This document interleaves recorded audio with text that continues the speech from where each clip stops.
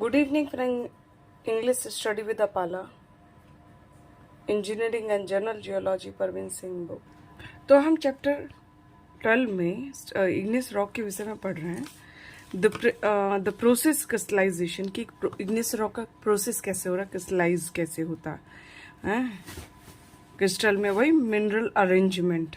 अब देखते हैं परवीन सिंह जी क्या कहते हैं। The principles involve in the formation of igneous rocks from magma or lava is that of crystallization, which may be defined as the formation of solid crystals in a cooling melt with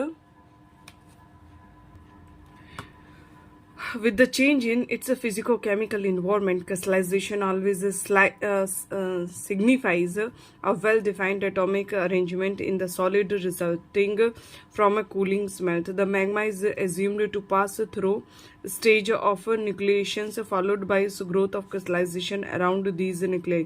The process is quite complicated and is controlled by a number of conditions. It result in the formation of minerals of different composition that ultimately make up the cooled solid mass and the igneous rock. Crystallizations is invariably linked with the coolings of magmas, and therefore it start from the outer margins of a magmatic bodies which are to cool first. Crystallization centers are established in the cooling mass at a different location. Different molecules are attracted from the melt to the nearby respective centers. Thus, the crystals start growing and enlarging. So the grain size of the ultimate rock will be defined by the following factors attending the process of crystallization. Rate of cooling, slow cooling result in the formation of coarse-grained crystal with well-defined shapes and faces, provided enough molecules of that constituent are available. On the contrary, more rapid the rate of cooling, finer in the size of the crystals. This is because molecules of various constituent dispersed throughout the melt requires sufficient time to move towards their respective centers of crystallization. So when this time is not available, the resulting crystals contain only fewer molecules, yani kam, and hence remains small in size. In glass, for instance, coolings may take place at such a fast rate that virtually no time is available for the molecules to develop a center of crystallization or to move towards them. Hence, the resulting solid is practically without any crystallizations or atomic arrangement. It is simply a supercooled liquid. Molecular concentrations. Different constituent in a magmas may be presented in varying molecules concentration, some making 50% and other 30%, and still other as small as 10% and 5%, and so on of the melt. Other conditions remaining the same. The component present in smaller concentrations may make smaller crystal. Viscosity of the melt and highest viscosity retard the rate of diffusion of molecules and towards the center of crystallization, and thus the growth of crystallization in size is hindered. In highly viscous magmas, and greater numbers of small size crystals may be formed compared with mobile magmas that may contains only fewer crystals of bigger dimensions. Other conditions remaining the same. Phenomena associated with crystallization. During the process of crystallization from magmas, certain other phenomena are believed to play important role in defining the characters of the ultimate igneous rocks. A brief mentions of some of these will be quite useful. Eutectics. Certain component of magma may crystallize out simultaneously at a certain stage during the process of crystallization. It has been observed that this phenomenon takes place only when those constituents are present in certain constant proportions at a certain temperature. The constant proportion in which two or more constituents crystallize out simultaneously from some melt is termed eutectic. A mineral formed as a part of eutectic system is no longer concerned with the equilibriums of the process of crystallizations of the rest of the melt. In composition remains unchanged in the subsequent process. Mixed crystals. Quite a numbers of components of magmas are mixable. Examples can remain intimately mixed up in salt proportions. This lead to a peculiar process of reactions. Minerals formed at one stage from the magma, if not removed from the melt immediately after their formations by some natural process, react with the melt again and give rise to new minerals. Such minerals are called mixed crystals and abound in igneous rocks. Reaction series in the mixed crystal system and earlier formed minerals react with the melt and forms new minerals. The two minerals are so related in the process of forms or reactions pairs. A number of minerals may be related in this manner, and when they are arranged in a proper order and they forms a reaction series. This series is actually based on experimental studies performed by N.L. Bowens on crystallization of artificially prepared silicate mineral melt broadly corresponding to basaltic magma. Although these represent crystallization under laboratory conditions only, they are considered to represent the order of crystallization of minerals in magmatic melts in a journal's way. A Bowen reaction series is further distinguished into two types of continuous series. In this series, the atomic structures of the new minerals remains the same. There is only the minor change in the chemical composition of the minerals so formed, which take place in a continuous manner. So the best example of a continuous series is that of plesioclase feldspar, which gradually change from calcic to sodium feldspar. This continuous series, in this series, new minerals with the different chemical composition and different atomic structure are formed only at a particular temperature. The olivines biotite series is the example established by Bowen. The Bowen reaction series is shown graphically below. It is most important reaction. So please learn and make practice. Bowen reaction series, continuous series and discontinuous series.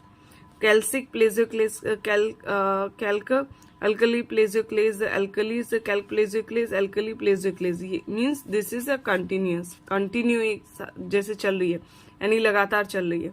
और discontinuous series जो रुक कर चल रही है, जैसे olivine है, ये ओलिविन से स्टार्ट होती है, कहाँ कौन से नंबर पे क्या है इसकी सीरीज भी याद रखिएगा. ओलिविन है, ओलिविन से magnesium, olivine Mg, pyroxene, calcium pyroxene, amphibole, and this biotites and potash feldspar and muscovite and quartz in last.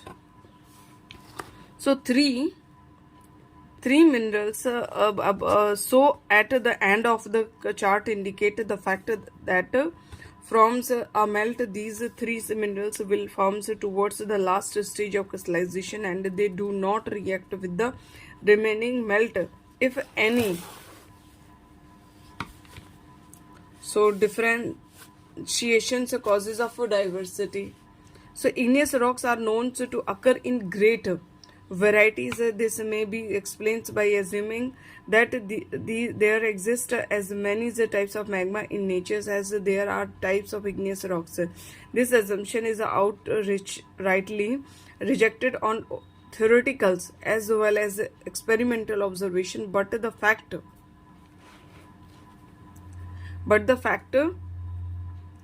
diversities in natures of igneous rock has to be explained. So various possibilities have been suggested in the past, including about the number and nature of parent magma.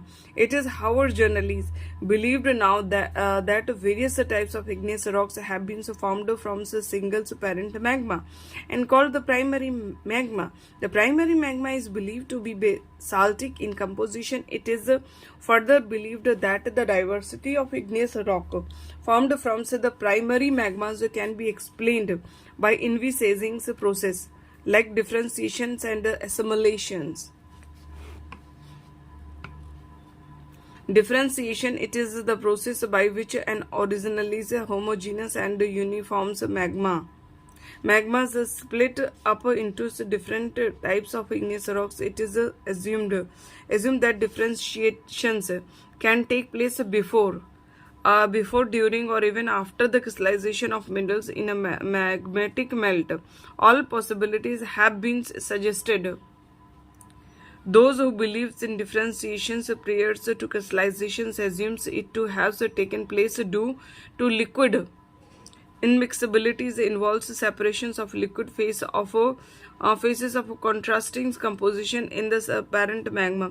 Subsequent crystallization in these immiscible layers result in the formations of different rock reflecting the composition of those layers, though and theoretically is quite sound and possible. It is urged by many others that the phenomenon of liquid immiscibility is insignificant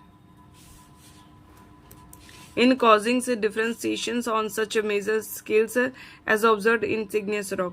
Differentiation during crystallization may be brought about by localizations of the process of crystallization and by localized accumulations of crystal.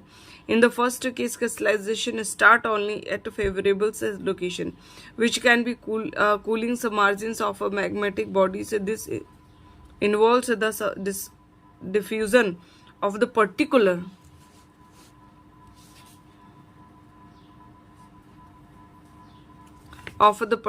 molecules towards the crystallization regions and corresponding deficiency of the remaining melt into those molecules. Thus minerals of early crystallizations will be differentiated or separated from those of later crystallizations. This process of fractional crystallizations involves a considerable amounts of molecular diffusion or convection current, and this type of diffusion is both possible and an effective process, but whether it could be held responsible for bringing out differentiations on a large scale is questioned by many. Differentiations after crystallizations is possible in many ways, and the following processes are considered very important in this respect. Gravitational differentiations. This process involves the sinkings or settings of earlier formed crystals under the influence of gravity. The process is controlled by factors like specific gravity, shapes and size of crystals on the one hand and viscosity of the melt on the other hand. Heavier and uniformly shaped crystals sink easily and quickly in lighter and less viscous melts, and filtrations differentiations. In this process, the solid phase, example, the crystals is separated from the liquid phase, example, the melt, and through the operations of lateral stresses. And this process involves squeezing out of the liquid from the crystallizing melt and is known as the filter process. And the squeezed out liquids may be injected into rocks farther away from the original source and crystallize there, giving rise to new types of rocks. Assimilation, the process of incorporations of the foreign materials generally from the host rocks into the magmatic melts is termed as assimilation. This may lead to a change in the chemical composition of the magma, which on coolings may give rise to different types of rocks. Thus assimilations is also as a process that can bring about the diverse